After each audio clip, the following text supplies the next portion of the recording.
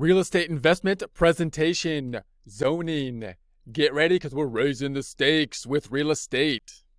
As we think about the definition of zoning, remember you want to look at it from the angle and standpoint of how it fits into your overall real estate investing strategy. This can be a little bit difficult because you might have different opinions about zoning if you look at it from different angles. In other words, you can see zoning as basically public policy. In a democracy, you might have opinions then about how the zoning should be, what the laws should be, and in that sense have a debate on that sense. You also might just look at the zoning laws purely from an investment in real estate strategy and say, hey, look, these are what the zoning laws are at this point in time.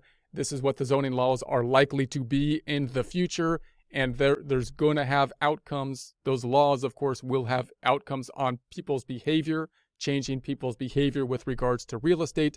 What will those changes impact be on the market? And then how can I build my investment strategy taking those realities into consideration? Now, you might combine those two together. You might be saying, hey, look, I'm going to be investing in places that have laws and so on that kind of line up to the way I think they should be and so on. That might be part of your investment strategy. But note that you have those things that could be in place. You might have different opinions about, how the zoning laws should be, how they are, how it's going to format out with regards to the ideal political strategy in terms of public policy versus what it's going to look like with regards just flatly related to investment strategies. Okay, that said, we're going to be referencing Investopedia here by Will Kenton. Note that Investopedia is a place you can go to look up investment-related terminology, continuing your research from there. What is zoning? Zoning refers to municipal or local laws or regulations that govern how real property can and cannot be used in certain geographic areas. So right there, again, you can see a lot of kind of debate about it. You might say, hey, look, if I own the property, if I bought the property, you might have the viewpoint, I can do whatever I want with it, right? But there's going to be restrictions in terms of exactly what you can do with it. And then again, of course, those restrictions on what you can do with the property could have big impacts on the overall market in particular areas having then more or less restrictions. You then tailoring your investment strategy to coincide with your objectives, taking into consideration these restrictions. So for example, zoning laws can limit commercial or industrial use of land in order to prevent oil, manufacturing, or other types of businesses from building in residential neighborhoods. So obviously in a residential neighborhood, once a residential neighborhood has been built up, once the demand has happened for a residential neighborhood, they're not going to want, say, an oil refinery that's going to move in right next door. That would clearly lower the property. And we call those, from an economic standpoint, externalities. There'd be negative externalities. So in other words, if you're in a residential neighborhood, the argument for many zoning laws would be, well, you can't have, some big business that an oil refinery move in next door to me because that's going to pollute the air and so on. And nobody wants that to be the case. It's going to make it more noisy and so on. And those are costs that are being incurred by the neighborhood that aren't really being paid for when the purchaser of the land simply purchases that land. That's kind of the argument for zoning laws in general. Then you can extend that argument, past that to you could extend it quite far if you wanted to argue a bunch of different things like noise ordinances and so on and so forth. But you could see how these kind of laws would come up.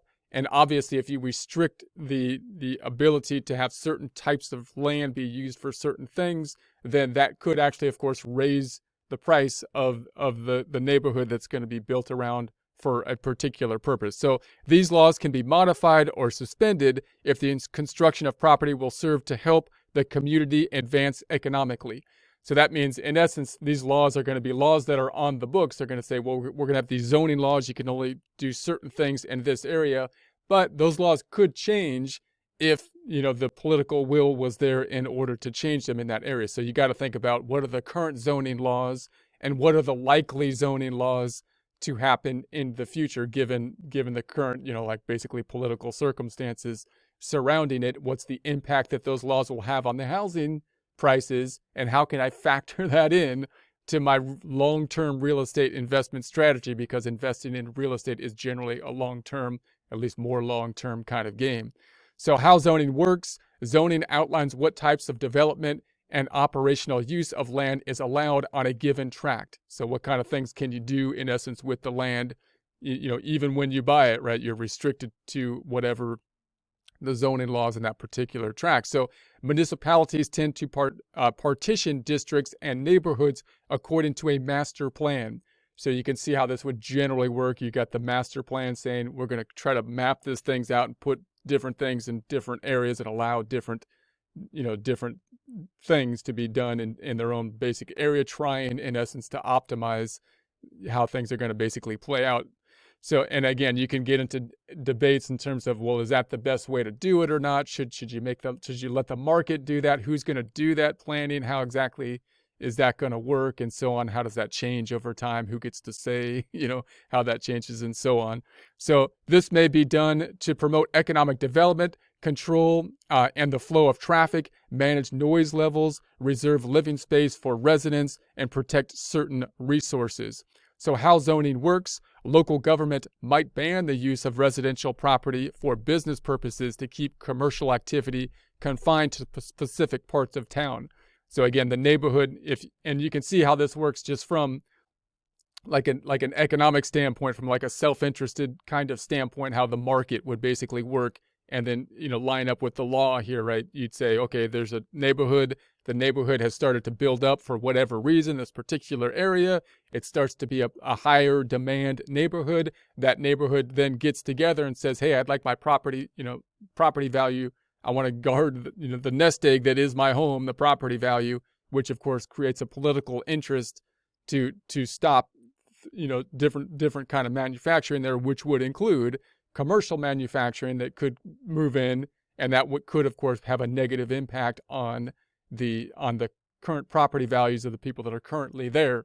So you can see once you're in place, once there's a demand in a particular area and people are heavily invested, a lot of their investment being in the home, then of course they're going to have incentives to try to increase the investment in the home. And one way to increase the investment in the home is going to be to have more restrictions on building and so on in different ordinances. So you can see, I'm not arguing for or against that, but you can see how the incentives will kind of structure up, and then you can kind of possibly predict what the zoning laws will be in the future.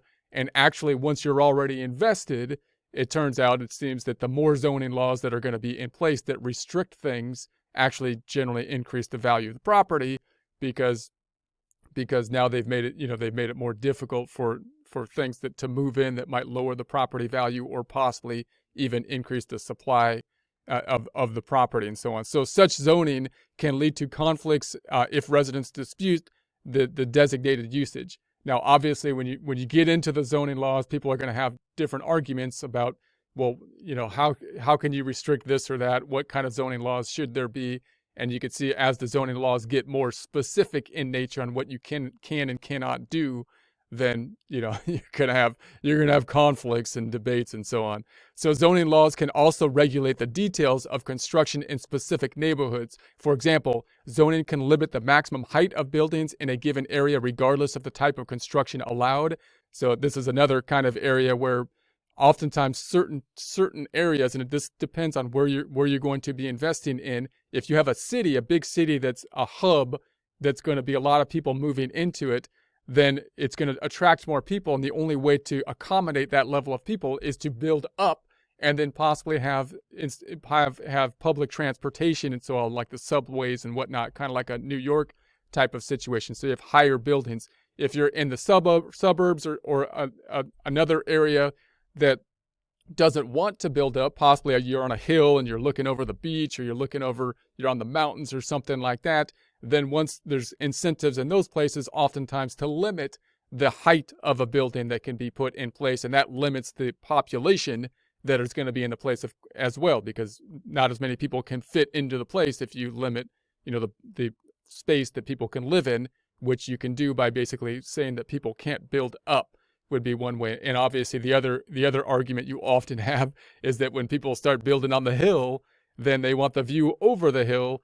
And if the next guy is able to build a building that blocks your view and so on and so forth, you get arguments over this kind of thing in terms of building up as well. So again, You can argue whether those zoning laws should be there or should they not be there. Are they good or bad? But once the house is already in place, and in certain areas, depending on the location, more of those zoning laws, of course, will restrict the amount of people that'll be involved, and they'll restrict people's capacity to kind of limit what is already in place, which could increase the value of the homes, that are already there. So high-rise residences or offices could be banned on particular parcels through zoning, regardless of whether the building otherwise comply with the laws.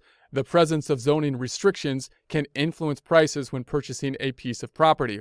So again, it's you got that kind of if there's a push and pull kind of thing going on here, because obviously when you buy the property, you might be saying, hey, look, I bought the property so I could do whatever I want to do with it, and you're telling me I can't build higher than this thing, or I can't build this particular thing here. I can't put the business I want to put here. So you could see that kind of reaction that would happen to it. And then on the other side, once you have the property and it's built up, then you might also be saying, well, the zoning laws are actually benefiting me, because the more laws that are in place means that the property value could go up if I'm kind of in alignment with whatever the zoning laws are, which of course will probably mirror the incentives for the majority of that particular population that are already established and in place, right? If I'm in alignment with that, then it's likely that the zoning laws might increase my property value and could benefit you. So again, when you're doing the investing in real estate, you got to say, okay, well, how many zoning laws are in place here, and are they likely to continue in the future? Are they likely to increase the value in the future? And or if you're in a developing kind of area, you're saying, well, is this a developing area where there might be more zoning laws that could be beneficial or non-beneficial, basically, in that particular area. So real estate might sell at a premium based on how many limits were put in place by the municipality. Economic theory of zoning. I'm not going to get into this in a lot of detail, but just note, again, you can look at this zoning policies from a couple different angles. You can look at it from an economic theory angle, what would be the right public policy in general to do. You can look at it from the practical, just investing angle, and try to look at it in terms of what are the current zoning laws, what are the likely zoning laws that are going to happen in the future, what will be the impact on the housing prices and the changes in behaviors from them, and then how can I invest accordingly. Obviously, if you get into economic theory, with zoning laws, you're typically going to get into these kind of questions that are going to be saying, should you leave the market to be optimizing itself through market transactions, where you have self-interested individuals basically that are making self-interested decisions that result in generally a beneficial and efficient basically market? Or are there instances where the government should be involved and get involved into the market for various reasons? Usually the arguments for the government's being involved is that you have these kind of negative externalities that are being involved. So the general economic standpoint would be that if you can have a market where you don't need the government involved, it's usually going to be more efficient that way, because the government typically isn't efficient and can oftentimes make decisions that are not optimal. However, there's arguments in terms of when it's appropriate for the government to be in there and may actually lead to a better outcome. Usually that has to do with kind of externality type of arguments, those kind of arguments where if A and B come to an agreement about something, C is affected, even though C is not in the agreement between A and B. And things like pollution, noise pollution, negative externalities are generally going to be the argument. So usually you're going to get into this argument with regards to how much government involvement should there be, this argument of the negative externalities. Obviously, once the government's involved, because it's a political entity, however, then you've got the political influences that will be involved in it as well, that will be a factor as well. So again, you can get into the economic theory of it. It's pretty interesting stuff. And then you can just think about these zoning laws as well as from a financial standpoint, what's going to be the reality of the situation, and then how can you make money on that. So I won't get into the zoning theory in detail.